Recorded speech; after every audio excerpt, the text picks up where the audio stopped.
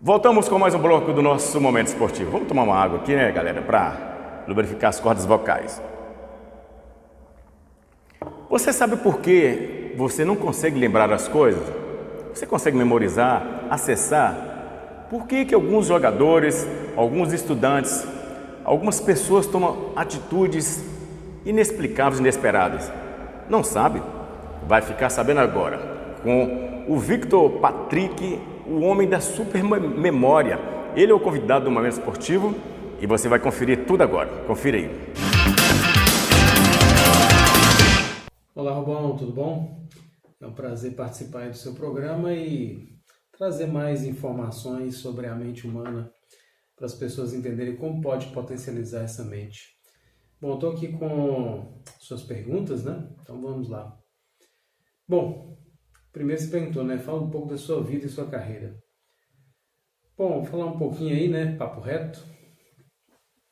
Sou neurolinguista, especialista em treinamentos corporativos e educacionais em grandes empresas. Sou professor de pós-graduação em recursos humanos na Faculdade Pitágoras e dou treinamento para grandes empresas nacionais e multinacionais, atendo a 3 continentes: Estados Unidos, Norte América, Europa e África também. E recentemente eu estava na Europa, 10 países, visitando empresas, faculdades, escolas, grandes instituições, fazendo trabalhos, fazendo pesquisas, fazendo estudos e também lançamento de um livro de liderança que foi lançado em Portugal, mas para toda a Europa. E deve sair aqui no Brasil também. Bom, minha carreira, além dessa que eu falei para vocês, também me destaquei muito na área educacional, além da área profissional. Comecei a trabalhar com 8 anos de idade e já trabalhei em diversas áreas, mais de 20 áreas diferentes, em vários continentes e mais de 100 cidades. Então isso me ajudou a ter uma visão muito ampla sobre o ser humano, sobre mercado de trabalho, sobre profissionais e sobre preparação para a vida profissional, que é o que a maioria dos estudantes visam, né? Passa por esse período de formação da infância até a fase adulta e depois lograr uma carreira profissional. Bom, depois tem aqui, você não era bom aluno na escola, foi reprovado 6 vezes. Como desenvolveu esse talento de memorização, se tornando um homem da supermemória e da aprendizagem? Bom, foi algo que aconteceu na minha vida, né? Na minha época de infância e adolescência, eu tive muita dificuldade de aprendizado na escola. E ficava de recuperação em todas as disciplinas, fui reprovado 6 vezes. E isso me gerou depressão, tentativa de suicídio. Isso já com 23 anos de idade, 22 para 23 anos de idade, quando eu estava terminando o antigo 2º grau, chamado hoje de ensino médio. E aí resolvi sair para fora do país para tentar a vida. E quando eu fui tentar a vida fora do país, fui o Peru, o primeiro país, e lá eu me deparei com a primeira oportunidade de trabalho para dar aula numa escola de idiomas. E tive muita dificuldade de dar aula, porque eu não sabia dar aula. E segundo, que eu tive que aprender para depois aprender a ensinar.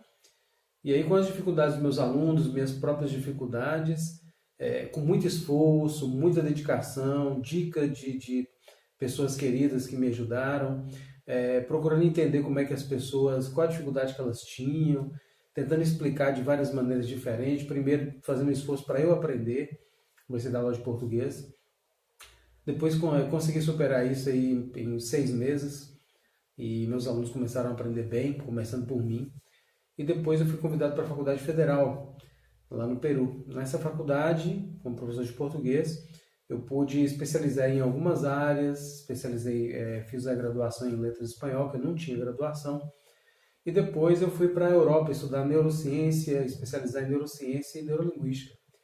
E aí que eu fui me dar conta de que eu tinha uma grande dificuldade de aprendizado por causa do meu TDAH, transtorno de déficit de atenção com hiperatividade, coisa que muitos aqui no Brasil têm. E aí essa dificuldade me ajudou também a encontrar novos métodos, novos recursos que eu tive que aplicar comigo, né? Então os recursos, as técnicas que eu fui aprendendo, as metodologias que eu fui aprendendo dentro das especializações, me permitiu aplicar em mim para eu aprender mais coisas, me tornei autodidata. Descobri também que todo ser humano é autodidata, tem capacidade de aprender só. E aí, depois de desenvolver essas técnicas, metodologias que me ajudaram muito a ter um melhor desempenho e aprender bem na faculdade, eu voltei para o Brasil e montei uma empresa chamada na época Academia do Cérebro e comecei a treinar pessoas para passar em concursos e vestibulares. E como eu já estava aplicando em mim, desenvolvi grandes potenciais aí com essa metodologia que envolve o autoconhecimento. Descobri também que todo ser humano já tem todos os recursos que precisa na mente, só precisa a gente conhecer e saber usar. Então, quando eu passei a conhecer minha mente, como que ela funciona, como que eu posso melhorar meu potencial, consegui fazer isso. E aí, o que aconteceu? Treinando essas pessoas, muitos alunos meus passaram em concursos, vestibulares, teve aluno meu que passou em 12 faculdades de medicina, teve aluna minha estudando 3 horas por dia, antes ela estudava 10 a 12, passando a estudar 3 horas por dia, ela melhorou o desempenho, passou de primeira na faculdade de medicina. Hoje ela é a melhor aluna da faculdade, também do estágio dela nos hospitais, impressionando os tutores que são médicos com sua capacidade, desenvolvida através de treinamento. Dei treinamento para vários professores de medicina, empresários, e aí me destaquei também na área educacional. E aí eu aproveitei que eu já estava me destacando como instrutor, como desenvolvedor mental, né? Como neurolinguista. Então eu passei também a fazer alguns concursos públicos. Passei em 6 concursos públicos de primeira, estudando só 2 meses. Não estudando todo dia sim, dia não. Então, depois disso, o estudo ficou mais leve, mais prazeroso, mais divertido e mais eficaz. Que é o que as pessoas também que eu treino têm reportado o mesmo desempenho. Inclusive, quem quiser ir dar uma olhada em alguns depoimentos, eu tenho aí no YouTube, tem meu canal lá chamado Victor Patrick, e tem também no Instagram, victorpatrick.mentor. Vocês vão ver vários depoimentos aí de pessoas que foram aprovadas estudando e passando de primeira. Bom, próxima pergunta. Tem como malhar, fazer um crossfit para o cérebro? Tem, com certeza. O cérebro não é um músculo, mas ele funciona igual um músculo.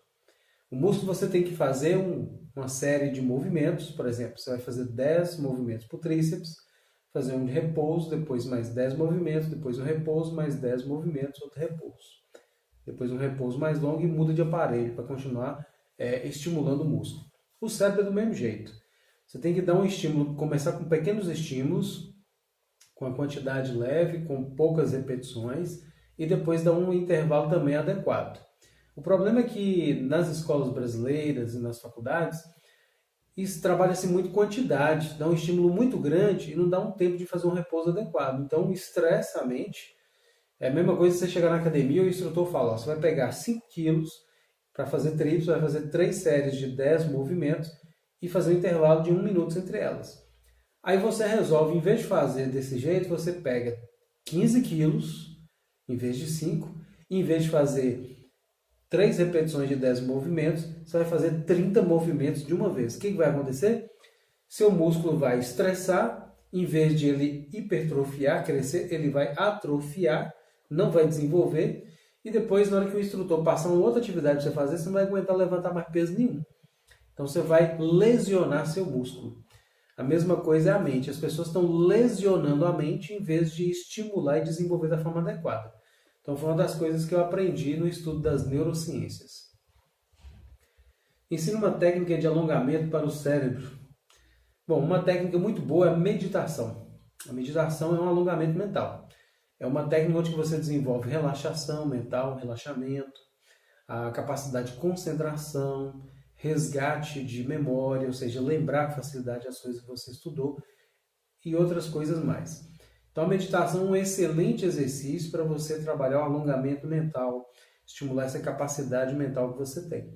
O ideal é fazer todo dia, 2 vezes por dia, de manhã e à noite. De manhã antes de sair de casa e à noite ao voltar para casa. Em torno de 5 a 15 minutos inicialmente. Com o tempo você pode aumentar mais. Quem quiser saber mais pode mandar mensagem para mim que eu vou te ensinar como que faz a meditação. Mas é muito simples. Uma delas que você pode fazer é sentar na postura que eu estou aqui agora, fechar os olhos e respirar profundamente, contando até 10. Fazendo essa respiração, ou fazendo 10 respirações melhor, você relaxa o batimento cardíaco, relaxa o pensamento, trazendo essa serenidade, essa capacidade maior de concentração. Um exercício super simples, mas tem outras técnicas também que podem ser aplicadas. Próxima pergunta. É verdade que eu escolho ser feliz ou ser triste? Tudo depende da forma que eu vejo o mundo ou da forma que minha mente percebe o mundo? Exatamente. Felicidade é algo de dentro para fora. Felicidade é interna, tá? Ela não é externa. O marketing, a sociedade, criou na gente uma mentalidade através de um condicionamento, através de propagandas e através da criação de produtos, que os produtos trariam para a gente felicidade. Compra esse carro e você vai ter o melhor carro do mundo para você viajar, para você fazer isso. Compra essa viagem, a sua felicidade está aqui. E nós acreditamos nessas mentiras. As coisas externas trazem prazer, não felicidade. Felicidade é interno, é mental, tá? É um estado mental. E a verdadeira felicidade é pautada em propósito de vida. É você ter um propósito de vida, um sentido da vida. A vida tem um sentido, ela tem um propósito, que é o quê? Da gente ser um ser humano melhor. As coisas que a gente tem, elas dão prazer momentâneo, fugaz. E se você viver só por coisas, a gente gera depressão. É o que acontece e ansiedade também. É o que acontece com a depressão no mundo. Os países onde tem o maior índice de depressão são os países mais consumistas, um deles os Estados Unidos.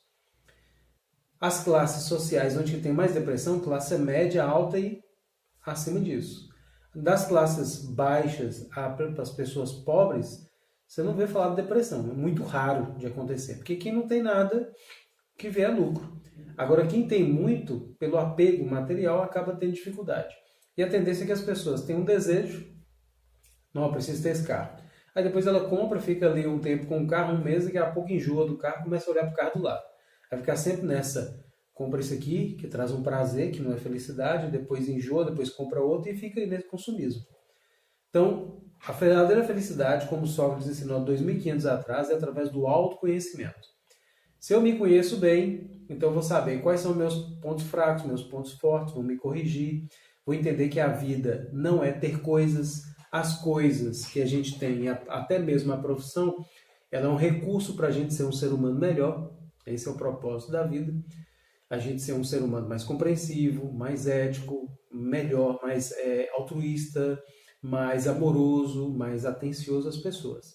Então a felicidade, ela é encontrada você se conhecendo melhor, e quanto mais você se conhece, melhor você engaja com a coletividade, com as pessoas, e você vive relacionamentos mais saudáveis. Tanto que as pessoas... o Viktor Frankl foi um grande desenvolvedor da logoterapia, um grande psicólogo, na época de Hitler, da Alemanha nazista. Ele ficou no campo de concentração. E ele descobriu que as pessoas, no convívio com as pessoas tinham um propósito de vida, são as pessoas que sobreviviam e que tinham certo grau de felicidade. E que depois viveram felizes, fora do campo de concentração. E as pessoas que não tinham um propósito de vida, as pessoas se entregavam mais à vida e morriam mais cedo. E viviam grande depressão. Então fica aí a dica para você. Show de bola. Pensou que acabou? Acabou não. Vamos para o intervalo. Daqui a pouco a gente volta para continuar o papo com o Victor Patrick. Momento Esportivo, 11 anos no ar.